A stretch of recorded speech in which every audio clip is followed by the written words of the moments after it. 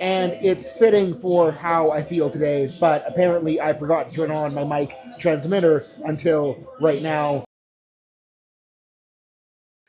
Well, here's Office Seth explaining that I was attempting to explain that I woke up with a fever, sore throat, and sinuses that felt like they were going to explode, so I elected to train at home last night. What I neglected to explain as I was talking my way through my warm ups is that I forgot to turn on my microphone transmitter, so the first, third of this video has no sound, hence me doing this voiceover. I thought that showing the warm ups would be a good idea to make the vlog a little bit more valuable since I didn't know how productive training would actually be, but the warm ups turned out to be pretty damn useless as I still felt like shit by the time I got to pulling. And not to spill the beans too much, but the plan for pulls on this day was to get back in the groove of pulling off the floor by working up to a good indicator single and then doing a down set based off of what that single was. Spoiler alert, the single wasn't very good. What I started working on the previous block wave and tried to carry into this day was reworking my overall deadlift setup. So I was just getting on the bar, creating tension, and going into it versus pumping my life away before starting the pull. If I have one regret from last night, it is not watching my warm up set sooner to see that even though the no pump felt like it was working, I was flinging the shit out of my head on the wedge and totally jacking up my initiation. Thankfully, before I went upstairs to poop, I had the foresight to watch the tape back and was able to explain to you guys that my goal for the next set was to work on that head pack, which ended up being a slight improvement for the 595, but still wasn't enough to totally get the job done. It was while explaining that to the camera that I noticed that the audio bars weren't moving at all. And it's fitting for how I feel today, but apparently I forgot to turn on my mic transmitter until right now. So this is the first time you're hearing from non-voiceover Seth this vlog. And non-voiceover Seth is pulling like himself and kind of pissed off that it took him this long to do it. Okay, more head pack, better brace. And if anything, the downfall on this set was I was probably feeling a little bit too sassy after the 595 and realizing that my mic hadn't been working for the first half of the vlog.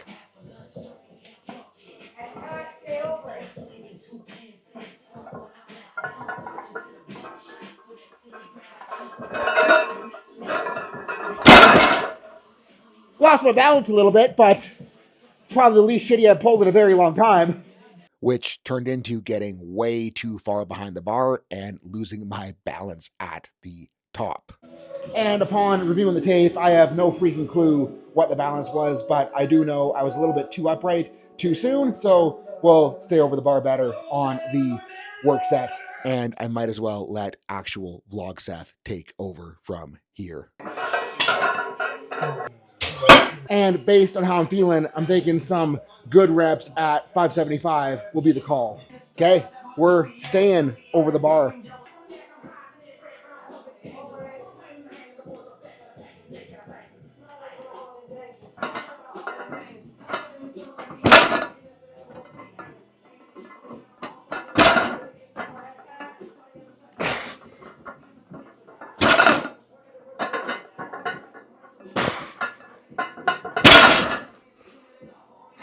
And that was probably technically better. I'm just fucking tired as shit right now. So gonna move on to stiff legs, and I'll probably run them off a deficit so I don't need that much weight to get work in. Gonna put 2 stall mats down for the deficit, so we'll have like an inch and a half lift off the floor. So nothing too crazy, but it'll be enough to notice. And the plan is to just do reps until it gets hard here because I'm lazy and don't want to put more plates on the bar.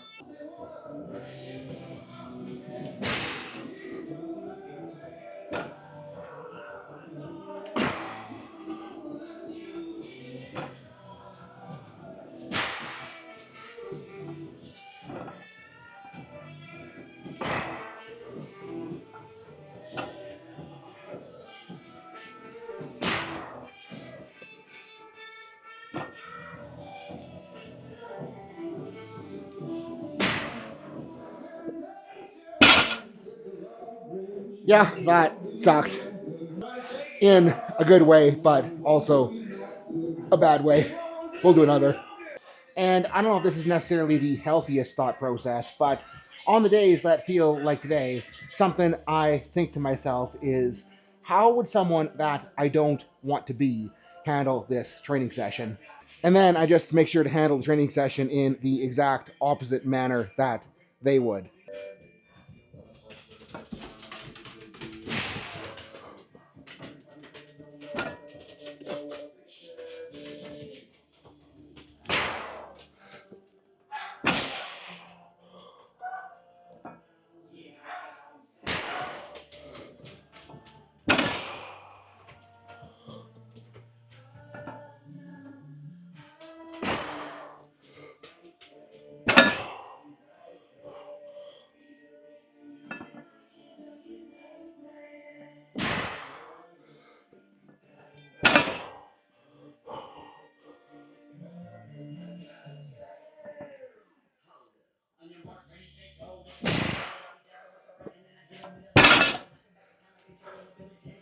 Yeah, I'm okay with that. And normally I'd be moving on to squats at this point in the session. But Miana's walking the dogs, and I want to make sure that I get the mono pull practice. So we're going to run some barbell rows off the deficit till she gets back. Gonna get long, get the head back, and then pull from there.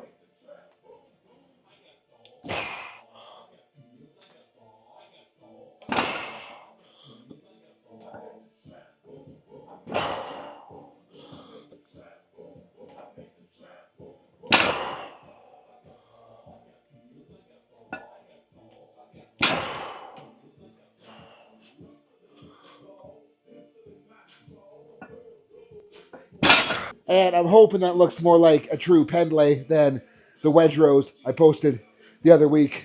Okay, round two.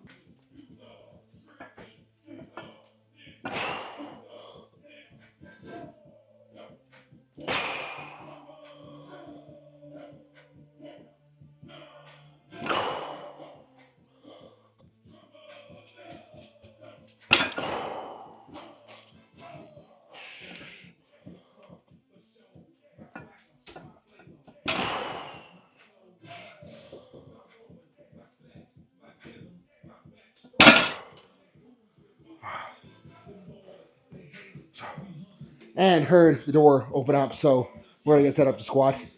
And the plan here is literally just to feel the squat bar on my back and touch the groove. It's gonna do reps until it feels like it's enough, and we probably won't be going anywhere near heavy either.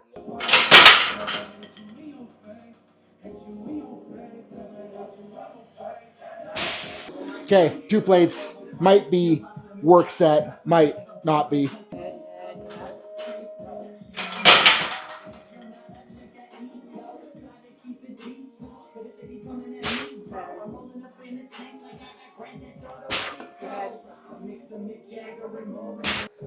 We'll go 3. And we're just going to do enough here to feel like it's working.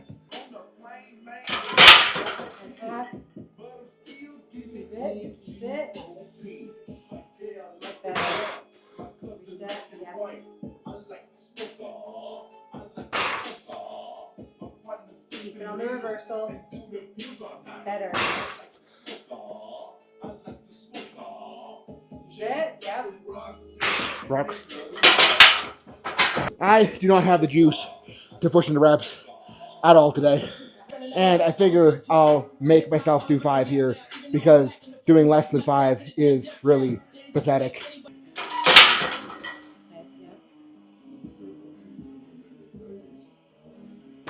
Part of the practice. Good.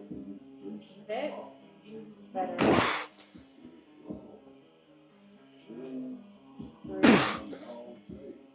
Head. Keep it. Less click. Keep it. Yeah. 4.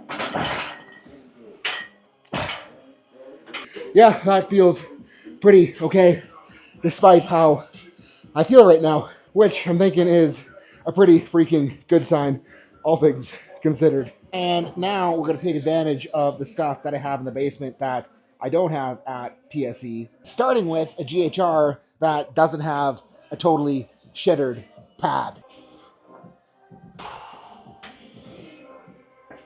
I'm gonna grab a kettlebell just so I don't have to do a billion reps again. Cute little kettlebell acquired.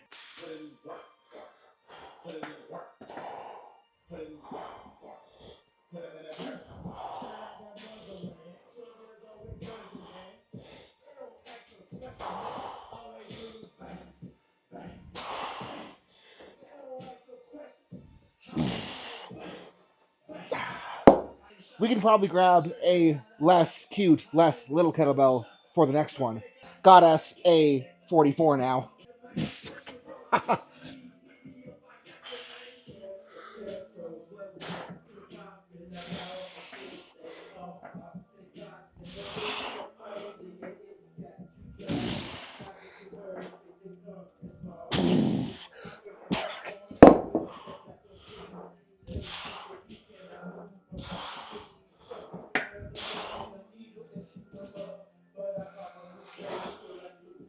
Freaking love GHRs when the machine doesn't suck.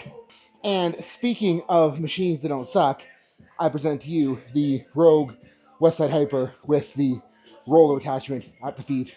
I'm gonna run these with a little bit more swing than I did at Eats on the weekend.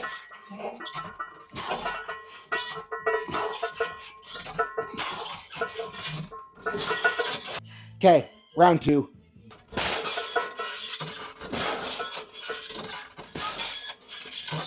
And we're gonna finish up by kicking this sucker out of the way. Whoop. Oh no. Blooper reel. Can tell I haven't done that for a while. Because we got a place where we can run more spread eagle sit-ups. Starting with the big kettlebell on my chest here.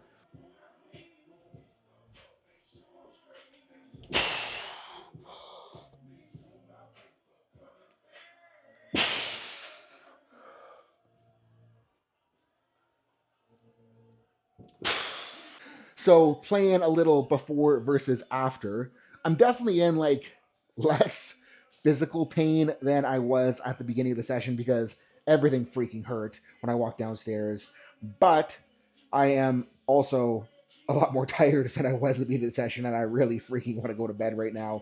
And I'm hoping that I feel at least a little bit less congested and head fucked tomorrow morning when I wake up. But I think all things considered, that even if this pull wasn't a super good pull, like 645 is 100 pounds off my best, and the execution was far from great, but it was so much freaking better than the last time that I pulled up the floor that it tells me that all I really need to do is get my wedge off the floor more dialed, and shit is going to work.